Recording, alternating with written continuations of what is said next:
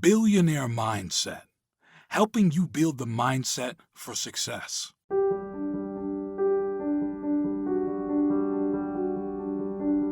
So this is why affirmations don't work, because they never get past the analytical mind. You know, the person will say, I am wealthy, I am loved, I am happy, but they haven't addressed the part of them that's not in alignment with it. Well, I think that thoughts are the language of the brain, and feelings are the language of the body.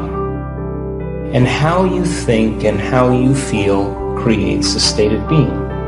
So if you're thinking insecure thoughts, you're going to turn on a set of circuits in your brain that produces a level of mind, and another part of the brain is going to make a chemical for you to begin to feel insecure.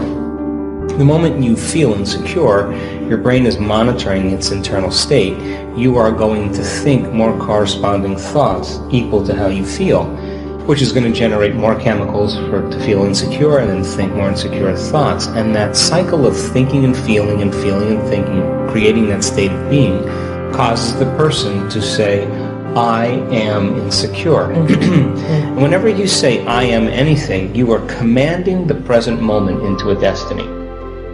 So then, the antithesis is also true. If you're grateful and you're in loving life, you are going to think corresponding thoughts equal to that emotional state, which is going to make a different factory or blend of chemicals for you to feel more gracious, more kind, more giving, which is going to generate more thoughts, and you're going to create a different state of being. So the trouble I think we have is that the process of thinking and feeling and feeling and thinking over time conditions the body to subconsciously become the mind. Now, once the body becomes the mind, the servant is now the master. And so the program begins to become activated, and now people slip into unconscious states.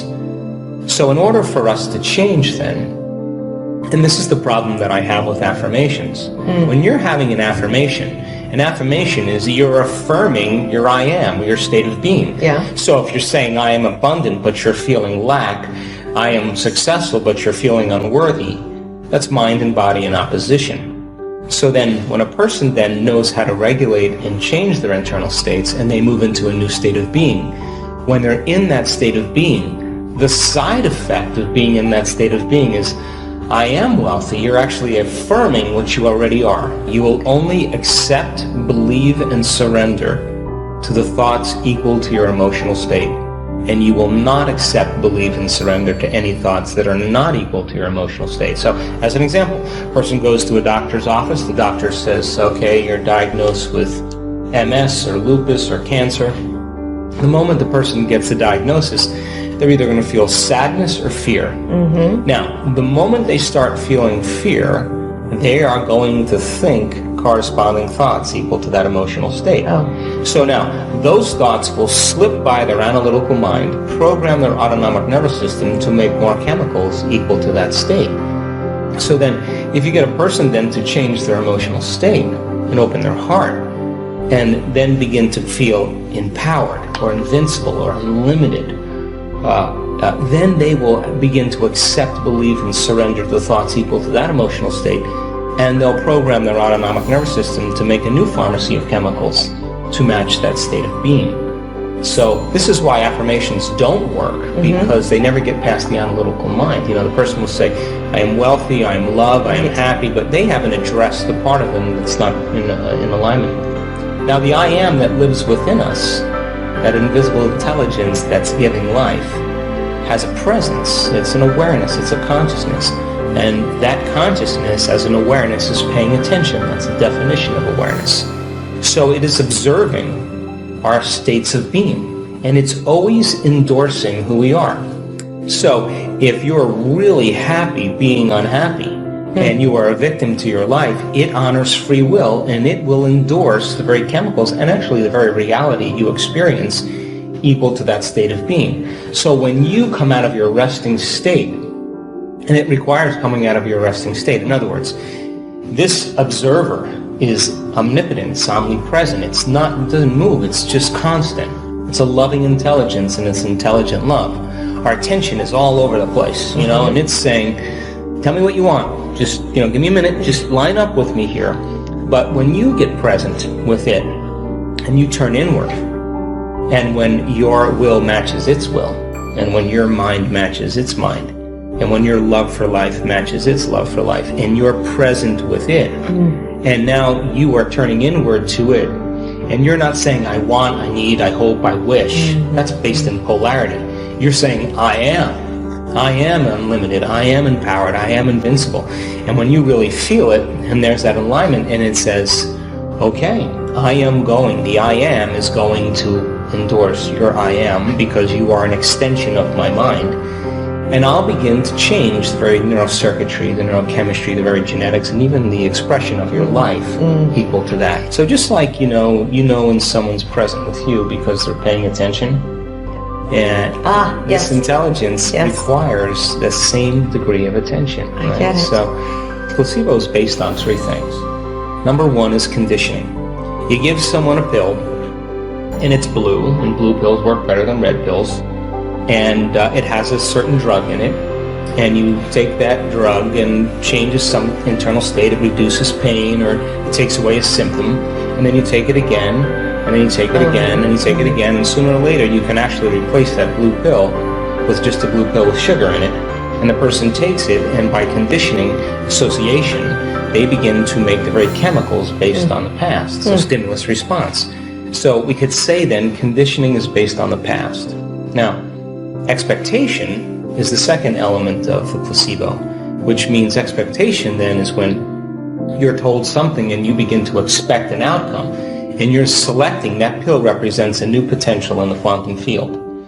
And a certain percentage of those people will accept, believe, and surrender to the idea and begin to emotionally embrace the outcome. And if you combine that clear intention with an elevated emotion, you're moving into a new state of being. So now, as an example, as you begin to anticipate that occurring, your body's actually living in that future reality in the present moment, and your body begins to make the very chemicals to endorse that state of being. Now, who's doing the the fabrication of the chemicals? The I am within us, because it's always endorsing who we're being. So if conditioning is based on the past, then expectation is based on the future. The third thing is assigning meaning to things. If a doctor says, oh, this pill will actually increase serotonin in the receptors, and you have the pictures, and people look at it, and they start to think about it. When they take the pill, they're assigning meaning to it, and it turns out you can give someone a sugar pill, and they could be told there's an antidepressant, and 81% of those people will get better by thought alone. 4 out of 5 people who are taking a pill that has nothing in it, that are told they're taking an antidepressant, 4 out of those 5 people will respond as well as people who are taking antidepressants. That's amazing. And many of those people will actually have functional brain scans to show that their brain is improved. In other words, it's not just in their mind, it's in their brain. And they're making their own antidepressants. So how does that work in terms of the state of being? Well, you combine that clear intention, getting clear, I could get well from this. You start feeling an elevated emotion like inspiration or joy or gratitude. You just move from living in your past to living in a new future. And when you move into that state of being, that intelligence that's giving you life, the I am, is going to organize your chemistry to reflect who you're being. Well, if you're taking a placebo, there are a certain percentage of people that will experience the nocebo. They'll experience the side effects of the very medication they think they're taking, because some people are optimists, some people are pessimists, and so a certain percentage of people will experience the side effects of dizziness and nausea. And there are some very strong chemical correlations between withdrawals of certain medications that have a little bit more of an addictive tendency. The key is that when a person is experiencing, say, anxiety, and they're taking something to reduce their anxiety, or they have depression, they're taking something to stimulate their depression, they're believing that something outside of them is going to change their internal state. In many cases it does. So then when they're no longer taking it, they're also experiencing the withdrawal of the anticipation of taking the very thing that they think that's helping them as well. So there's a margin of grayness that isn't so black and white. And we know this to be the case because, as an example, you can tell a person who is going for their first chemotherapy treatment, you can tell them that chemotherapy is going to make them nauseous and vomit. And 40% to 50% of those people, on their drive over to their first chemotherapy treatment, will experience nausea before the treatment. So I always say, if 50% of those people can get nauseous on their drive to their first chemotherapy treatment, 50% of the people in the world can get well on their drive to work in anticipation of something wonderful happening.